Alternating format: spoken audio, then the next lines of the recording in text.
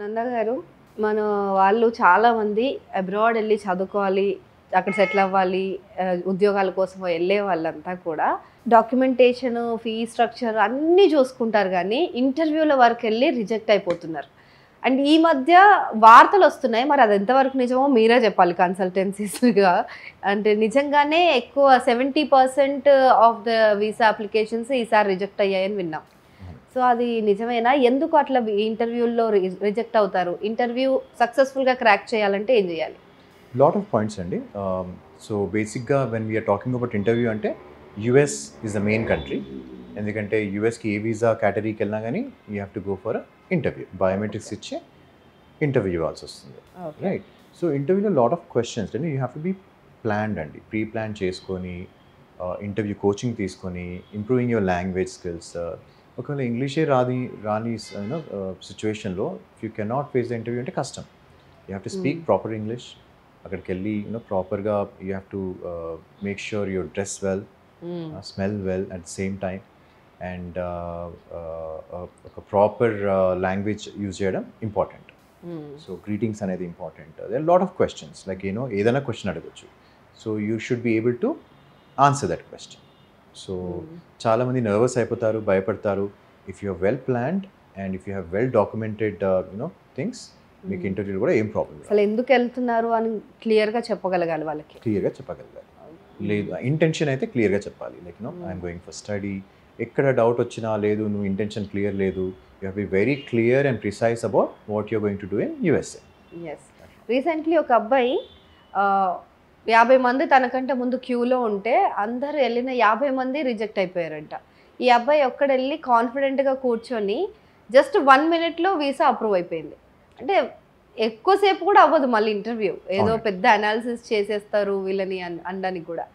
Documents కూడా ఏం అడగలేదంట, just ఎందుకు వెళ్తున్నావు, ఏం చేస్తున్నావు, నువ్వు ఇక్కడ ఏం చేయాలనుకుంటున్నావు, అక్కడ ఏం చేయాలనుకుంటున్నావు, ఆ క్లారిటీ తను ఇచ్చారేమో మేబీ. సో తను క్రాక్ చేశారు. ఎస్ అండి. సో ఆ 50 మంది రిజెక్షన్స్ చూసిన తర్వాత కూడా నేను క్రాక్ చేశానని చెప్పి తను పెట్టడం జరిగింది. సో ఇది అంటే అసలు మెయిన్ పాయింట్ ఏంటి అని పట్టుకోలేకపోతున్నారు అనమాట.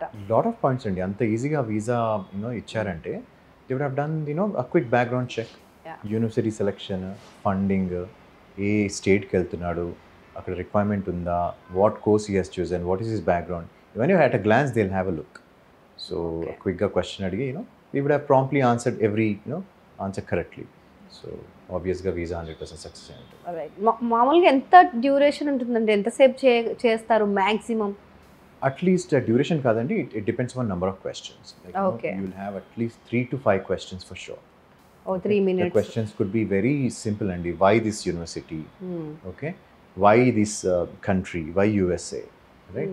Who is sponsoring you, what is your background, మీరు జాబ్ చేస్తున్నారంటే where are you working, are you currently working, what are your job duties, అవన్నీ DS-160 పేరెంట్స్ బ్యాక్గ్రౌండ్. సో ఇవన్నీ ఉంటాయండి. సో ఈ క్వశ్చన్స్కి ప్రిపేర్ అయితే I think they'll be able to crack the interview easily. Prepare అయ్యేది మన గురించే కదా అడిగేది వాళ్ళు. Exactly. సో మన గురించి మనం చెప్తున్నా కాన్ఫిడెంట్ గా at the same time strong profile చేసుకోవాలి, proper strong university, okay, strong funding and scholarships, scores.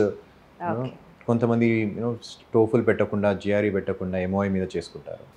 So వాళ్ళు కొంచెం ఎగ్జామ్స్ రాసేసి టోఫుల్ స్కోర్స్, జిఆర్ఈ స్కోర్స్ కానీ ఐఎల్ స్కోర్స్ కానీ పెట్టుకుంటే it will show their scores kuda. He is good enough to speak English, communicate well. Scores చూసి కూడా marks it. You'll get your visa success. Right. So ఇప్పుడు యూఎస్కి ఇలా ఉంటుంది process, like documentation, వీళ్ళ applications అయిపోయిన తర్వాత ఇంటర్వ్యూ కాల్ వస్తుంది, వెళ్ళి అటెండ్ అవ్వాలి. ఎస్. లైక్ మిగతా కంట్రీస్కి ఎలా ఉంటుంది? అన్ని కంట్రీస్కి ఆస్ట్రేలియా, కెనడా, న్యూజిలాండ్ అంతా స్ట్రీమ్ లైన్డ్ అండి, online, complete online. So unlike US మీకు ఇన్స్టాంట్గా వీసా ఇచ్చేస్తారు. వీళ్ళకి టైం పడుతుంది, 2 months ప్రాసెస్ అని, 3 months టైం అనేసి ఇలా ప్రాసెసింగ్ టైం ఉంటుంది.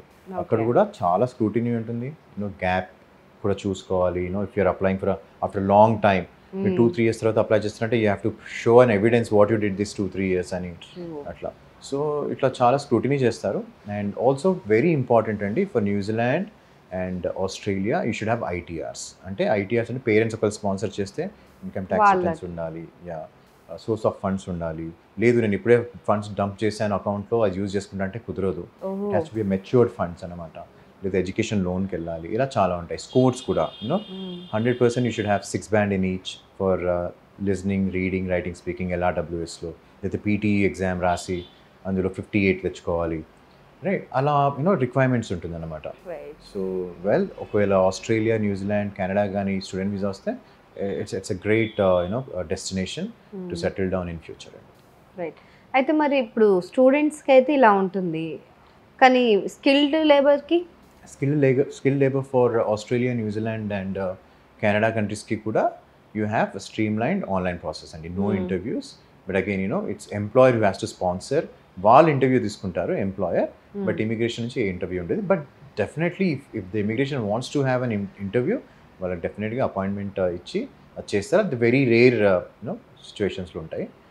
But for US if you're going for H1B or లేకపోతే O1 ఆర్ F1, F2 ఇవన్నిటికి ఇంటర్వ్యూస్ ఉంటాయండి కంపల్సరీ. రైట్. సో ఈ స్కిల్డ్ లేబర్ కూడా వెళ్ళాలంటే ఫస్ట్ ఆ కంపెనీని ఒప్పించి, కంపెనీలో ఉద్యోగం వేకెన్సీ ఉంది అని అంటే మనం డైరెక్ట్ అక్కడ జాయిన్ అయితే మిగతా ప్రాసెస్ అంతా కంపెనీ చూసుకుంటుంది. ఎస్, ఆఫర్ లెటర్ వస్తుంది, స్పాన్సర్షిప్ లెటర్ వస్తుంది, మీడియేషన్ లెటర్స్ అని ఉంటాయి, PCC తెచ్చుకోవాలి, పోలీస్ క్లియరెన్స్ సర్టిఫికెట్, ఇవన్నీ తీసుకొని VFS లేకపోతే ఎంబసీ నుంచి డైరెక్ట్ అపాయింట్మెంట్ తెచ్చుకొని then we have to submit the documents.